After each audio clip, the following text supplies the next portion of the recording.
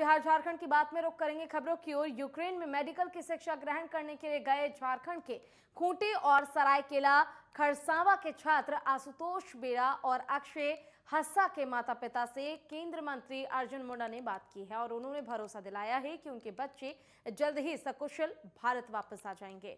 अर्जुन मुंडा ने कहा है कि भारत सरकार फंसे हुए सभी भारतीय नागरिकों की सकुशल वतन वापसी के लिए प्रतिबद्ध है। बता दें कि केंद्र मंत्री अर्जुन मुंडा फोन से अभिभावकों से बात कर रहे हैं। कहाँ पे है? वाह, कहाँ पर है अभी?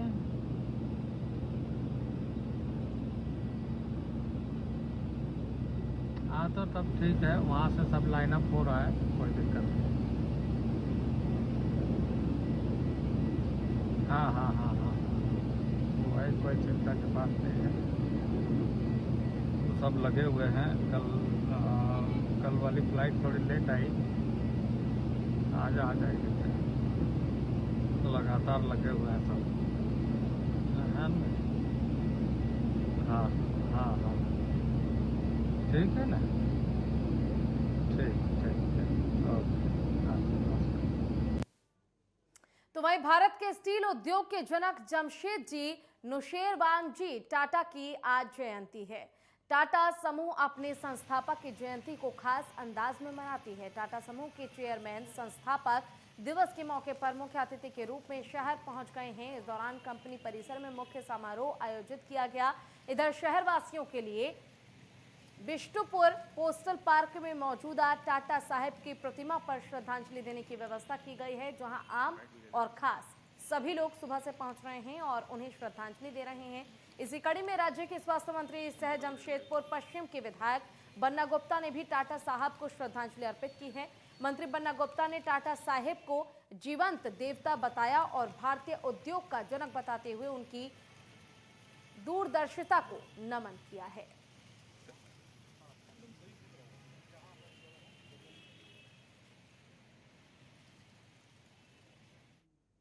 तो वहीं गुमला के डीसी सुशांत गौरव के निर्देश के बाद लाचार महिला आश्रित किस्पोट्टा को न्याय मिला है। बीते कई दिनों से महिला दिव्यांग प्रमाण पत्र बनवाने के लिए भटक रही थी, जिसकी जानकारी मिलने के बाद डीसी सुशांत गौरव ने सामाजिक सुरक्षा पदाधिकारी खुशवंत केसरी को निर्देश दिया। उसके बाद उन्होंने गंभीरता दिखाते हुए उसका दिव्यांग प्रमाण पत्र बनवाने के साथ ही राशन कार्ड और पेंशन की भी स्वीकृति करवा दी है, जिससे कि महिला के परिवार वालों में खुशी की लहर है। वहीं प्रशासनिक पदाधिकारी अपर संभारता सुधीर कुमार गुप्ता ने कहा है कि एक गरीब को न्याय मिला है, इस बात से खुशी है।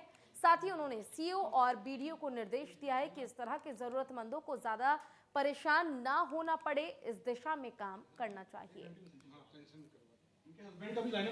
तो जो एक दिव्यांग महिला है, जारी प्रखंड की है, मेरा पंचायत का, उनके संदर्भ में समाचार पत्र में प्रकाशित हुआ था कि उन्हें राशन कार्ड प्राप्त नहीं है और दिव्यांगता प्रमाण पत्र भी प्राप्त नहीं है, तो जिसके कारण उनको परेशानी हो रही थी। तो हमारे संवेदनशील पदाधिकारियों ने इस संदर्भ में तुरंत पहल करते हुए पूरी संवेदनशीलता के साथ उनका दिव्यांगता प्रमाण पत्र भी बनवाया। उपायुक्त महोदय के संज्ञान में कल आया कि इनका राशन कार्ड और विकलांगता प्रमाण पत्र नहीं बना है, तो उपायुक्त महोदय ने आदेश दिया तत्काल इनका काम कराते हुए राशन कार्ड 2 घंटे के अंदर बनवाया गया और 1 दिन के अंदर इनका विकलांग सर्टिफिकेट बनवा दिया गया है और इनका इसके आधार पर इनका विकलांग पेंशन भी इनका स्वीकृत हो जाएगा। दिव्यांगता पेंशन ये भी तत्काल हो जाएगा। तो वहीं गुमला पुलिस की तरफ से जिले के नक्सल प्रभावित क्षेत्रों में लगातार छापेमारी की जा रही है। इसी के चलते गुरदारी थाना क्षेत्र में पुलिस ने छापेमारी कर नक्सलियों की तरफ से छिपाए गए विस्फोटक बरामद किए हैं, जिसमें कि डेटोनेटर और जिलेटिन शामिल है। ऐसा बताया जा रहा है कि ये विस्फोटक पुलिस को नुकसान पहुंचाने के लिए रखे गए थे। बता दें कि थाना प्रभारियों को गोपनीय सूचना मिली थी, जिसके बाद से ये कार्रवाई की गई। वहीं एसपी एहतेशाम वकारेब का कहना है कि इलाके में नक्सलियों को पूरी तरह से साफ करने की सोच से पुलिस लगातार काम कर रही है।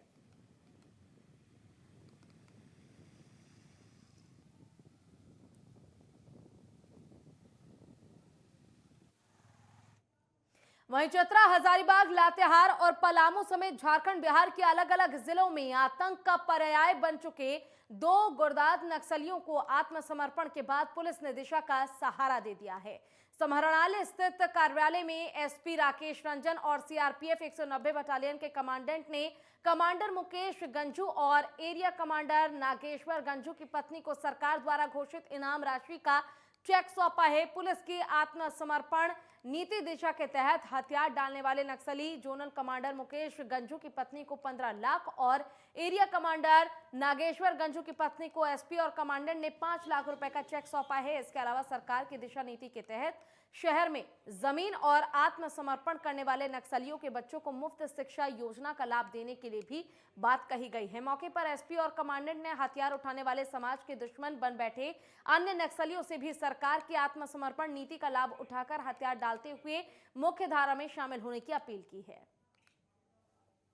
विगत वर्ष चतरा पुलिस एवं सीआरपीएफ 190 बटालियन के समक्ष टीपीसी के दो महत्वपूर्ण जो कमांडर्स थे, रीजनल कमांडर मुकेश गंजू एवं सब जोनल कमांडर नागेश्वर गंजू तरुण जी, इन दोनों ने विभिन्न तिथियों को सरेंडर किया था। झारखंड पुलिस की जो नई दिशा आत्मसमर्पण पॉलिसी है उसके तहत आज हम लोगों को तो कुछ दिनों पहले इनके जो इनाम की राशि थी इनको घोषित की वो प्राप्त हुई और इनके परिजनों को चेक के माध्यम से इनाम की राशि जो है वो दी गई है। इसका उद्देश्य बस यही है कि मैं बाकी नक्सलियों से भी आग्रह करना चाहूँगा और उनको कहना चाहूँगा कि आप लोग गलत राह छोड़कर मुख्य धारा में शामिल हुए, झारखंड पुलिस की आत्मसमर्पण पॉलिसी की नीति का फायदा उठाएं।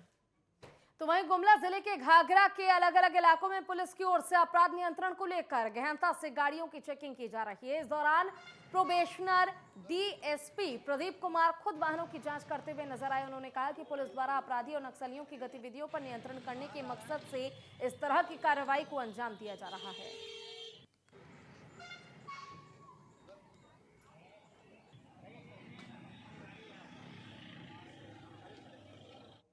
अब रुक करेंगे बिहार की खबरों का। बिहार विधानसभा के बजट सत्र का आज चौथा दिन है। बताते चलें कि एक तरफ विपक्ष ने कई सवाल सरकार पर दागे हैं तो वहीं दूसरी तरफ अपनी पार्टी के राष्ट्रीय अध्यक्ष मुकेश सहनी पर भी उनके विधायक राजू सिंह ने सवाल खड़े करते हुए कहा है कि अगर बीजेपी के खिलाफ उत्तर प्रदेश में वो वोट ना देने की अपील कर रहे हैं तो ये गलत है, क्योंकि यहाँ पर हम लोग एनडीए में हैं और एनडीए के घटक दल हैं।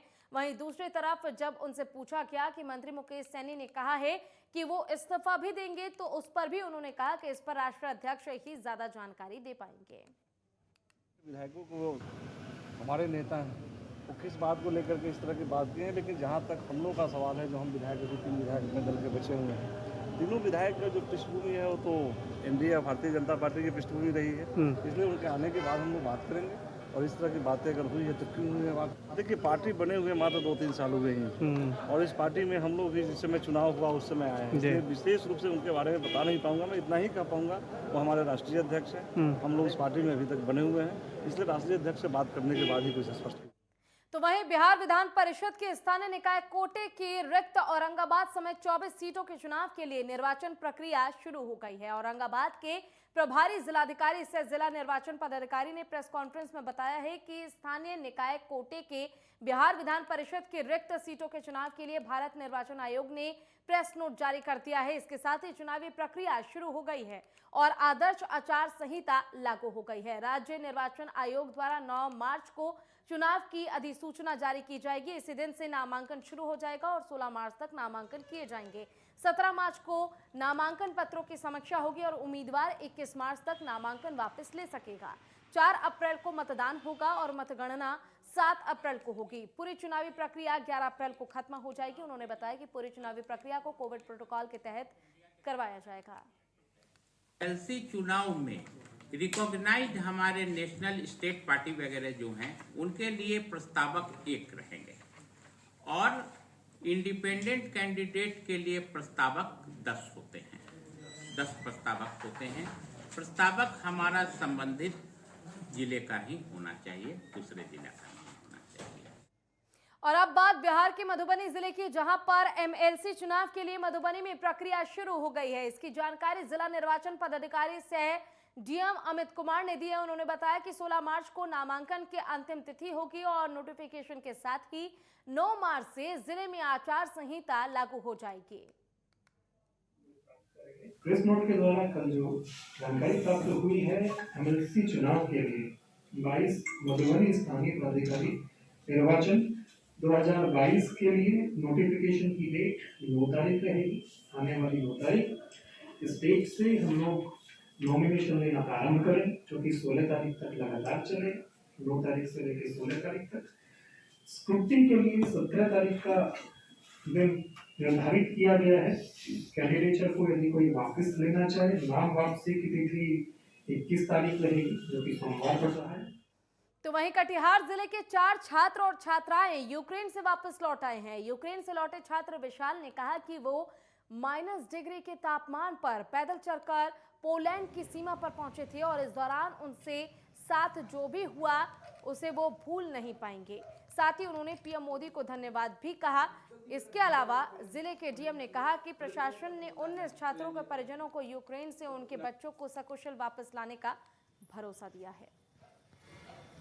जी, हम वहाँ MBBS की पढ़ाई कर रहे थे। मैं 3rd ईयर में हूँ और 23 तारीख के दिन ऐसा हुआ कि इंडियन एम्बेसी का ऑर्डर आया था कि जितने भी छात्र हैं जो कि मतलब यूक्रेन में पढ़ाई कर रहे हैं, वो जैसे हो सके वहाँ से निकले, क्योंकि वहाँ पे सिचुएशन ख़राब हो रही थी। रशिया और यूक्रेन के बीच में तनाव बढ़ते जा रहे थे और इसके बाद फिर हमें ऐसा लगा कि हो सकता है कि मतलब कुछ सही हो जाए, तो हमने पता करने की कोशिश करी और फिर कुछ लोगों ने इंडियन एम्बेसी में कॉल भी किया और पूछने की कोशिश करी, लेकिन किसी का भी कॉल नहीं उठ रहा था और किसी को भी जवाब नहीं दिया जा रहा था वहाँ पे इंडियन एम्बेसी यूक्रेन से। और उसके बाद फिर अचानक 24 तारीख की सुबह जब हमारी क्लास चल रही थी सर्जरी की, तो उसी के दौरान सायरन बजता है और हमें सूचना मिलती है कि यूक्रेन पे अटैक हो गया है। रशिया ने ट्रूप्स भेज दिए हैं और वो खार्किव साइड से और अलग अलग सिटी जैसे कि टर्नोपिल, दनिप्रो और इवानो में अटैक कर रहे हैं और मिलिट्री बेसेस उड़ा रहे हैं। कीव के एयरपोर्ट पे बम गिर चुका था जहाँ से लोग निकलने की कोशिश कर रहे थे। इसके लिए मैं बिहार सरकार और भारत सरकार का धन्यवाद करती हूँ। डिप्टी सीएम जी का भी धन्यवाद करती हूँ। डीएम साहब का भी धन्यवाद करती हूँ कि आज सभी के सपोर्ट से आज मेरा बच्चा मेरे घर आंगन में आ चुका है। और मैं सरकार से ये भी कहना चाहूँगी कि जो आज का जो मंजर है उसके लिए मैं बहुत सरकार को धन्यवाद कर रही हूँ और यही कहना चाहूँगी कि आगे की पढ़ाई के लिए बच्चे का जो भी हो सके उस पर थोड़ा सा ध्यान दें, ताकि आगे बच्चे का 3 साल तो बच्चा कंप्लीट कर लिया है वहाँ, और आगे का पढ़ाई के लेकर के थोड़ा सा बहुत चिंता जैसे लग रहा है कि आगे बच्चा का भविष्य के लिए क्या होगा नहीं होगा। इस पे सरकार मोदी जी से यही कहूँगी कि थोड़ा ध्यान देने के लिए।